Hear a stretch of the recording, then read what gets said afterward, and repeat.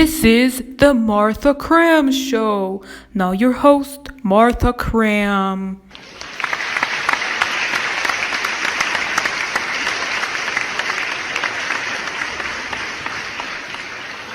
Hello and good afternoon, citizens of New York. Welcome to the Martha Cram Show. Tonight we have a very special guest, Mr. J. Gatsby himself, the thrower of parties over at that large house by the lake. Now we have the footage from this interview right now. We are accompanied today by the great Mr. Gatsby. It is a pleasure to meet you in person. My name is Martha Cram. I am delighted, Mrs. Martha Cram. Thank you so much. I'll just jump right into our first question. Of course, of course. Who are you inheriting all your fortune to? Considering that you have no descendants, what would happen to the Gatsby fortune after your death? I don't have descendants yet. You know, there's this woman. She is the love of my life. I intend on marrying her. And when I do, my money will go to her and our family if we have one. To be honest, ma'am, I've never thought about that.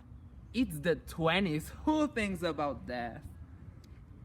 Oh, you're right. I was simply curious. Talking about your lifestyle, the 20s lifestyle, you know, the clothes, the parties, all of that. Don't you think it's a little too much? I understand your point of view, ma'am. Everyone judges what I do, especially the old rich. But I don't do it for the sake of entertainment, pleasure, or enjoyment. I have a higher purpose. Everything I do, everything I have, all of it is for her and her only. That's incredibly romantic. By her, I suppose you refer to Daisy Buchanan. Am I right? Yes, you're right. Daisy is the reason of my sights. Oh, you just keep getting more romantic, Mr. Gatsby. But ain't you worried by the fact that she is, in fact, a married woman? Don't you think there's some immorality in loving a wedded woman? No, because she never loved him. You see, ma'am, Daisy married Mr. Buchanan because she had to. But she does not love him. She never did. The reality and the only truth is that Daisy loves me. She always did, and she always will. There's nothing wrong with me loving her because she loved me first. And her love goes beyond any prohibition or law. And what exactly makes you believe that? What do you mean? Daisy loves me, there's no doubt about that. The way she looked at my eyes when we first kissed. The way she looked at my eyes when I departed to war. Those looks are impossible to fake. That is the look of a woman who loves a man. The look of a woman who knows the man she wants to spend the rest of her time with. The pristine and genuine look of love.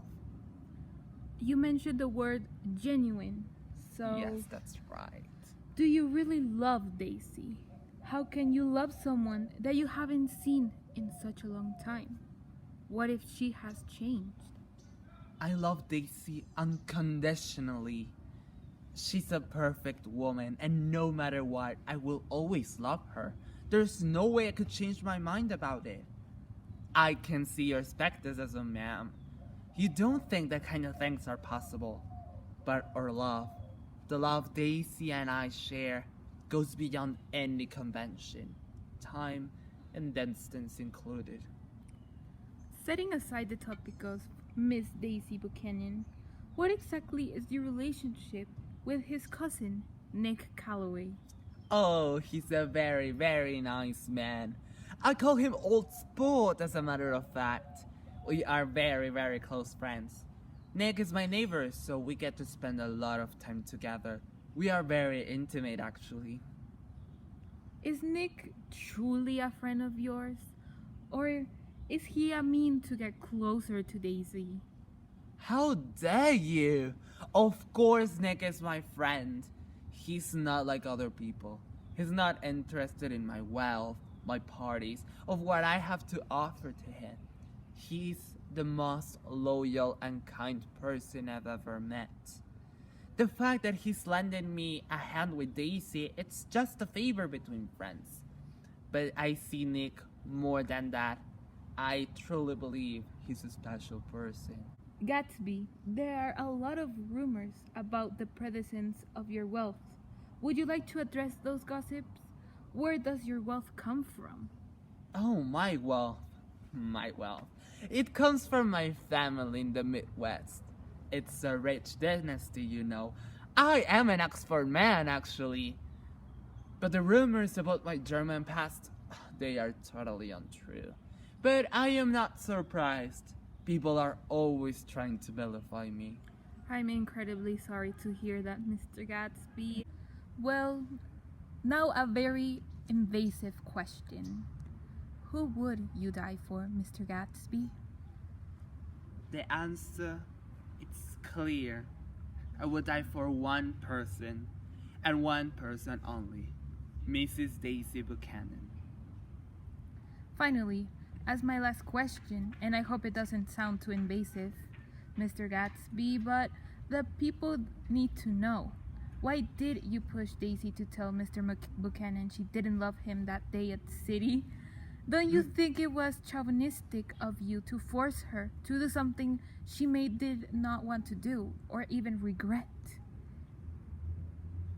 No. She needed encouragement.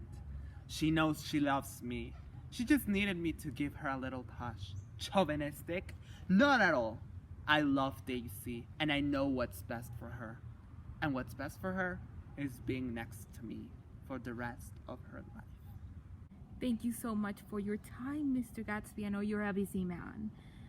Have a wonderful day. You too.